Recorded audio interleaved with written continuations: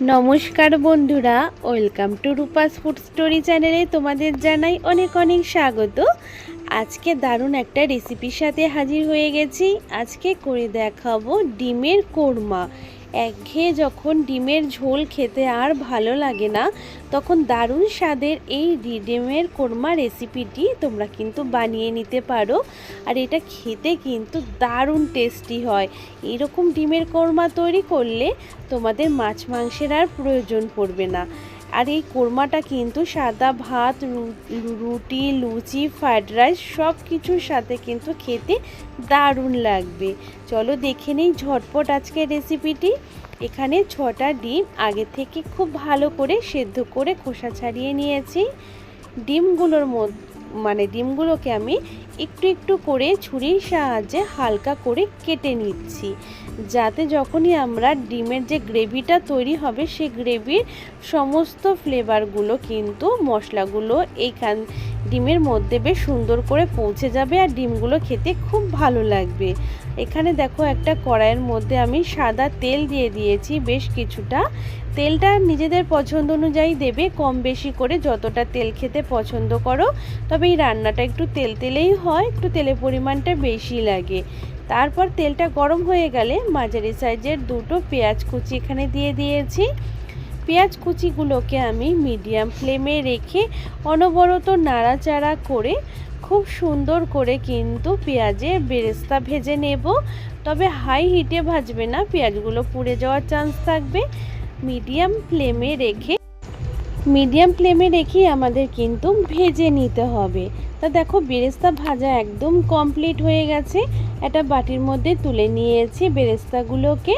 ওই তেলেই দিয়ে দিয়েছি সামান্য একটু লবণটা দিয়ে ভালো করে একটু নাড়াচাড়া করে নিয়েছি। তারপর ডিমগুলো দিয়ে দিয়েছি তেলের মধ্যে।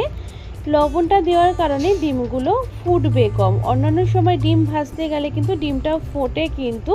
আর সব সময় ডিম ভাজার আগে যদি একটু তেলে লবণ দেওয়া হয় তাহলে ডিমগুলো কিন্তু আর ফুটবে না। ডিমগুলোকে খুব বেশি ভাজবো না, 2-3 মিনিট একটু নাড়াচাড়া করে নেব মিডিয়াম ফ্লেমে।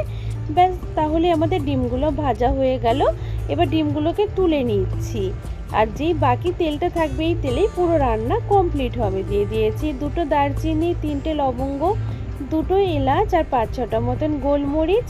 আর দিয়ে দিয়েছি 2টো তেজপাতা ফোড়ন থেকে সুন্দর গন্ধ বেরোলে দিয়ে দিচ্ছি মিডিয়াম সাইজের 2টো পেঁয়াজ বাটাটাকে দিয়ে খুব সুন্দর করে তেলের মধ্যে নাড়াচাড়া করে পেঁয়াজ বাটাটাকে সুন্দর করে ভেজে নেব, যতক্ষণ না পর্যন্ত পেঁয়াজ বাটার থেকে সুন্দর গন্ধ বেরোচ্ছে ততক্ষণ পর্যন্ত খুব সুন্দর করে কিন্তু নেড়ে চেড়ে ভেজে নিতে হবে। যখন দেবে পেঁয়াজ ভাজা হয়ে গেছে, হালকা তেল ছাড়তে শুরু করেছে, তখন দিয়ে দেব এখানে 1 চামচ পরিমাণ আদা বাটা, 1 চামচ পরিমাণ রসুন বাটা আর কাঁচা লঙ্কার ঝাল ব্যবহার করব এখানে। তোমরা চাইলে কাশ্মীরি লাল লঙ্কা কিংবা রেড চিলি পাউডারও ব্যবহার করতে পারো। আমি রেড চিলি পাউডারটা এখানে দিচ্ছি না, তার বদলে কাঁচা লঙ্কার ঝালটা ব্যবহার করছি। আর পরে আমি কাশ্মীরি লাল লঙ্কার গুঁড়োটা ব্যবহার করব রঙের জন্য। সমস্ত মশলাকে খুব সুন্দর করে নেড়ে চেড়ে একটুখানি ভাজা করে নেব, যাতে মশলাটা বেশ সুন্দর কাঁচা গন্ধটা দূর হয়ে যাবে, মশলাটা সুন্দর একটু কষে আসবে আর হালকা তেল ছাড়তেও মশলার থেকে শুরু করেছে, মশলা কষানোটা একদম কমপ্লিট।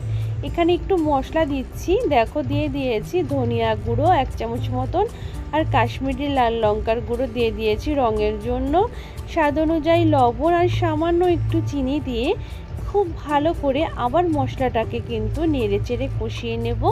এখানে কিন্তু আর আজকে হলুদ ব্যবহার করব না, তার বদলে এখানে আমি কাশ্মীরি লাল লঙ্কার ব্যবহার করেছি, এতে একটা সুন্দর কালার চলে আসবে। সমস্ত মশলাকে দেখো আমি মিডিয়াম ফ্লেমে রেখে একটুখানি কষিয়ে নিচ্ছি যতক্ষণ না মশলা থেকে সুন্দর একটা তেল ছাড়ছে। মশলা থেকে তেল ছাড়তে শুরু করেছে। আর এখানে দেখো আমি 10-12টা মতন কাজু বাদাম পেস্ট করে নিয়েছি, সেই কাজু বাদাম বাটাটা কিন্তু এখানে দিয়ে দিয়েছি। কাজু বাদাম বাটাটাকে দিয়েও কিন্তু অনবরত নাড়াচাড়া করে নেব। কাজু বাদাম বাটা দেওয়ার পর কিন্তু নাড়াচাড়া বন্ধ করলে হবে না, তাহলে কিন্তু নিচে থেকে লেগে যেতে পারে মশলাটা, আর মশলা পুড়ে গেলে মশলার স্বাদ পুরোটাই নষ্ট হয়ে যাবে। তাই অনবরত নাড়াচাড়া করে সুন্দর করে মশলাটাকে কষিয়ে নেব। রান্নাটা যত সুন্দর করে মশলা কষানো হবে রান্নার স্বাদ কিন্তু তত গুণ বেড়ে যাবে। খুব ভালো করে দেখো আমি মশলাটাকে নেড়ে চেড়ে কষিয়ে নিয়েছি। মশলার থেকে তেল ছাড়তে শুরু করেছে। এই অবস্থায় দিয়ে দেব ভেজে রাখা ডিমগুলো। ভেজে রাখা ডিমগুলোকে দিয়েও সুন্দর করে কিন্তু ডিমের সাথে মশলাগুলোকেও একটু কষিয়ে নেব। তাতে কিন্তু ডিমের স্বাদ কিন্তু অনেক গুণ কিন্তু বেড়ে যাবে। দেখো এইভাবেই অনবরত আমি 3-4 মিনিট কিন্তু মশলার সাথে ডিমগুলোকে অনবরত নাড়াচাড়া করে বেশ কষিয়ে নিচ্ছি। এই রান্নাটা যদি একবার করে খাও দেখবে যে কত টেস্টি হয় রান্নাটা। মাঝে মধ্যেই যখন মাছ মাংস বাড়িতে হবে না এইভাবে ডিম রান্না করে খাবে, খুবই ভালো লাগবে।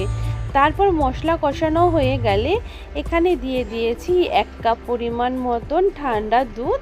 আগে থেকে দুধটা জাল করে রেখে একটু ঠান্ডা করে নেবে, সেই ঠান্ডা দুধ এখানে দিয়ে দিয়েছি। খুব ভালো করে গ্রেভির সাথে মিশিয়ে নিয়েছি।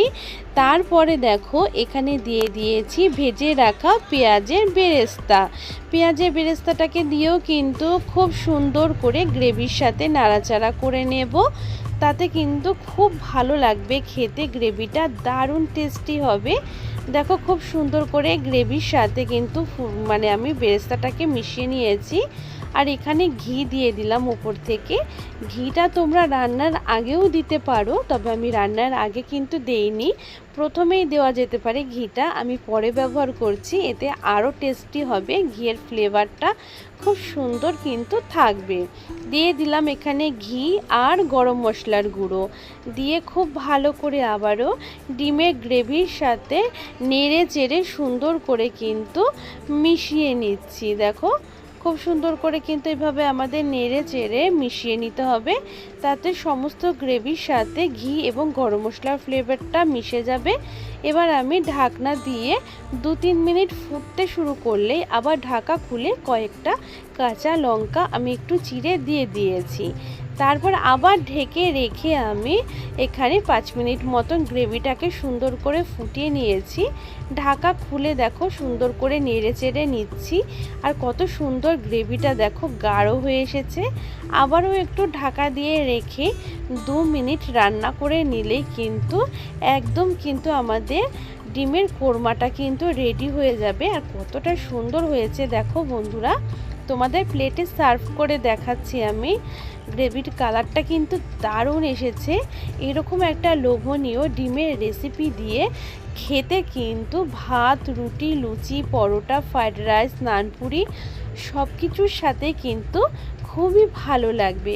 তা অবশ্যই একবার হলেও বাড়িতে এইভাবে ডিমের কোরমা রান্না করে খেয়ে দেখো, বাড়ির ফ্যামিলির সবাই কিন্তু তোমার প্রশংসা করতে বাধ্য হবে। আর দারুণ টেস্টি একটা রেসিপি। আশা করছি আজকের রেসিপিটা যদি তোমাদের কাছে ভালো লেগে থাকে অবশ্যই বন্ধুর ভিডিওটাতে একটা লাইক অবশ্যই করো, এবং এই রেসিপিটা আরও অন্যান্য বন্ধু নিজেদের ফ্যামিলি বন্ধুর মাঝে একটু বেশি করে শেয়ার করে দিও। আর আমার চ্যানেলে নতুন বন্ধু হয়ে থাকলে অবশ্যই চ্যানেলটাকে সাবস্ক্রাইব করে নিও, পাশে থাকা বেল আইকনটাও প্রেস করে দিও। আমার সমস্ত বন্ধুরা খুব ভালো থেকো, হাসি খুশি থেকো। আবার দেখা হবে নতুন ভিডিওর সাথে।